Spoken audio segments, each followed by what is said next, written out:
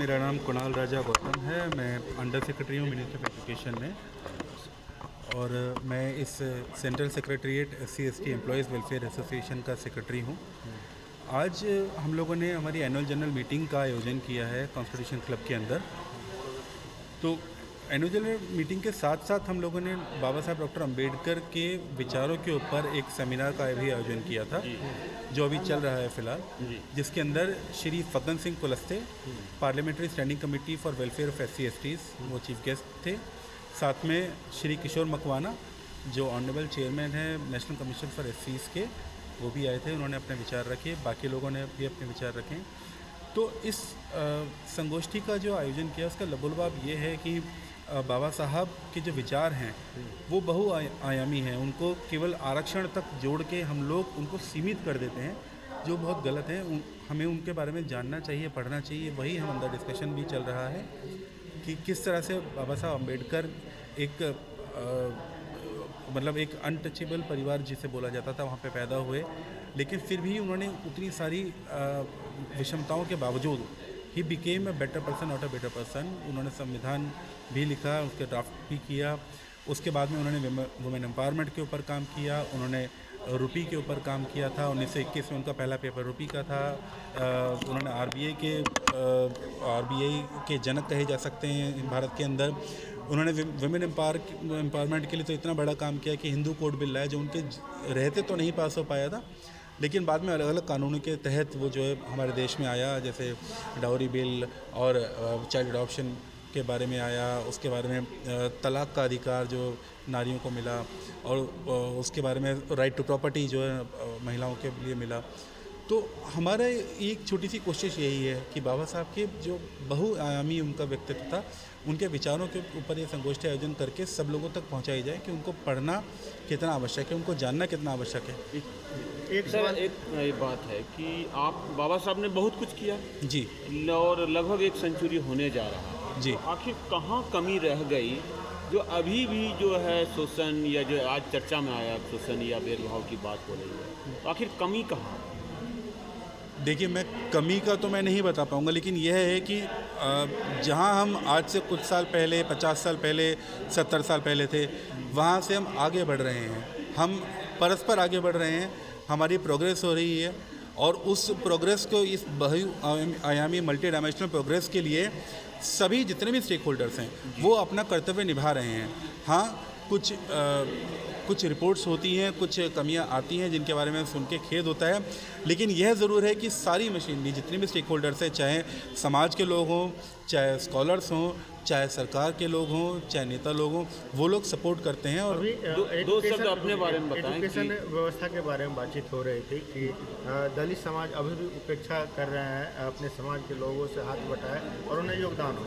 तो आप लोग शिक्षित व्यक्ति हैं और बड़े पोस्ट पे हैं, तो आप लोग किस प्रकार से रूलिंग एरिया में जा करके आप लोग अपने समाज को आगे खींच के ला रहे हैं? देखिए, हम लोग अलग अलग माध्यम से, कई बार ज़्यादातर पर्दे के पीछे रह के हम लोग ये काम करते हैं, क्योंकि हर बार आगे जाके ऐसा नहीं है कि पर्दे के आगे जाके कुछ दिक्कत होगी, लेकिन प्रॉब्लम क्या है कि जैसे किसी गांव में, सुदूर गांव में कोई भाई मिल है, वो वहाँ पे कम से कम 50-60 लोगों के ऊपर इन्फ्लुएंस रखता है, उनको जो बोलेंगे वो बात मानी जाएगी। तो उन्हीं के थ्रू हम लोग पढ़ने लिखने का, बच्चों को प्रोत्साहन देते हैं। हम लोग जितना हो सकता है किताबें अरेंज कर सकते हैं। हम हैं, हमारे जनरल सेक्रेटरी साहब हैं अमित कुमार जी, उन्होंने तो अपने गांव में लाइब्रेरी खोल रखी है। तो जिस तरह से हम बच्चों को प्रोत्साहन देते हैं, कई बार बहुत कम बार होता है कि हम डायरेक्टली बोलें, हम लोगों को वहाँ पे लोग देखने पड़ते हैं जो वहाँ पे इन्फ्लुएंस रखते हैं, जिनके कहने पे बच्चे पढ़ाई लिखाई आगे करेंगे किसी भी तरीके से। तो हमारा काम ये रहता है कि बच्चे पढ़ें। सर, लेकिन थोड़ा सा आप अपना पर्सनली बताएं कि आपने कुछ क्या क्या किया है, तो थोड़ा सा अपने बारे में थोड़ा सा। देखिए, मैं तो अंडर सेक्रेटरी हूँ, भारत सरकार का एक अफसर हूँ, छोटा सा। हम लोग ज़्यादा डिटेल में नहीं बताऊंगा, लेकिन यह है कि इसी तरीके से हम लोग काम जारी रखते हैं। पीछे रह के हाँ, रीज़न ये है कि मुझे बुलंदशहर में लोग नहीं जानते, या मुझे तमिलनाडु में लोग नहीं जानते, या मुझे असम में लोग नहीं जानते, लेकिन वहाँ के जो लोग जानते हैं वो कहते हैं कि हमारे बच्चों को थोड़ा सा गाइडेंस चाहिए, कुछ चाहिए, तो वहाँ हम लोग हेल्प कर देते हैं। एक कॉमन फैक्टर है हम लोगों के बीच में कि जो हमारे साथ में आती है वो ये है कि एक छोटी सी पंक्ति के माध्यम से है कि घर तुझे जिद है बिजली वहीं गिराने की, अगर तुझे जिद है बिजली वही गिराने की, तो मुझे भी जिद है आशिया माही बनाने की। इस जिद के साथ ही हम लोग आगे बढ़ते हैं और तरक्की भी करते हैं। मैं 1 मिनट और लूँगा क्योंकि सर ने स्किल की बात करी। ये बात सच है, हमने ऑब्जर्व किया है, इंडिया स्किल रिपोर्ट्स वगैरह आती है, एजुकेशन मिनिस्ट्री और स्किल डेवलपमेंट मिनिस्ट्री में भी ये जाहिर हो चुका है कि एक स्किल गैप है हमारे युवाओं के बीच में, कि पढ़ाई करने के बाद में मार्केट में उनको एब्जॉर्ब करने में थोड़ी मुश्किलात आती है, जिसके लिए सरकार ने काफ़ी एफर्ट्स करे हैं। मैं फिलहाल अंडर सेक्रेटरी पोस्टेड हूँ मिनिस्ट्री ऑफ एजुकेशन में, और जितने पोर्टफोलियोज देख रहा हूँ उनमें से एक पोर्टफोलियो स्किल का भी देख रहा हूँ। एक स्कीम है नेशनल अप्रेंटिसशिप ट्रेनिंग स्कीम, जो 4 बोर्ड्स के माध्यम से चलाई जाती है, जिसमें अलग अलग तरह के जो अप्रेंटिसेस होते हैं उनको जो स्टाइपेंड मिलता है कंपनी में अप्रेंटिसशिप करने का स्टाइपेंड है। डिप्लोमा को 8,000 रुपये, डिग्री को 9,000 रुपये पर मंथ मिलता है, जिसमें तो 50% सरकार देती है। थोड़ा सा बोर्ड के डायरेक्टर्स के साथ में मेरा वार्तालाप हो तो उन्होंने एक बात बोली मुझे कि उनको कुछ जगहों पे SC/ST कैंडिडेट्स नहीं मिल पाते हैं। तो आप सभी से गुजारिश है, आप देश के जिस भी प्रांत से आते हैं, नेट्स करके स्कीम है, उसके बारे में जाने। हमने पिछले साल 24-25 में अच्छा टारगेट 8 लाख से ऊपर अप्रेंटिसेस को उसमें रजिस्टर किया। सरकार इतना कुछ दे रही है, लेकिन यदि हमारे बच्चे नहीं मिल पाएंगे तो थोड़ा सा कम ठीक रहेगा।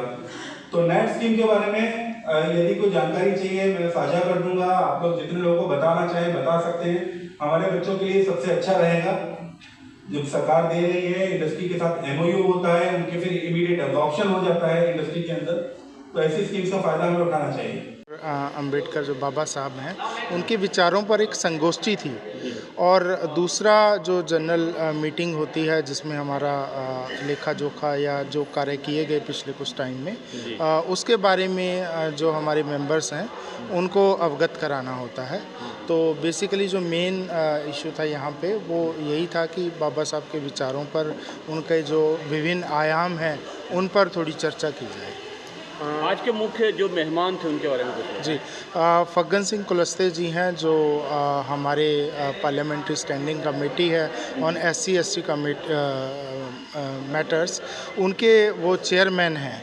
तो इसलिए उनका विशेष योगदान रहा है इस मामले में, क्योंकि ये जो पार्लियामेंट्री कमेटी है इसका मेन काम ये है कि जितने भी स्पेसिफिकली सेंट्रल गवर्नमेंट डिपार्टमेंट हो या उनकी फर्दर जो ब्रांचेस हैं, जो सबऑर्डिनेट ऑफिसेज हैं, अटैच्ड बॉडीज़ हैं, वहाँ पे जो रिप्रेजेंटेशन से रिलेटेड SC/ST के जो आरक्षण से रिलेटेड जो प्रावधान है वो प्रॉपर हो रहा है या नहीं, उसको सुनिश्चित करना। तो इसमें उनका बहुत योगदान रहा है।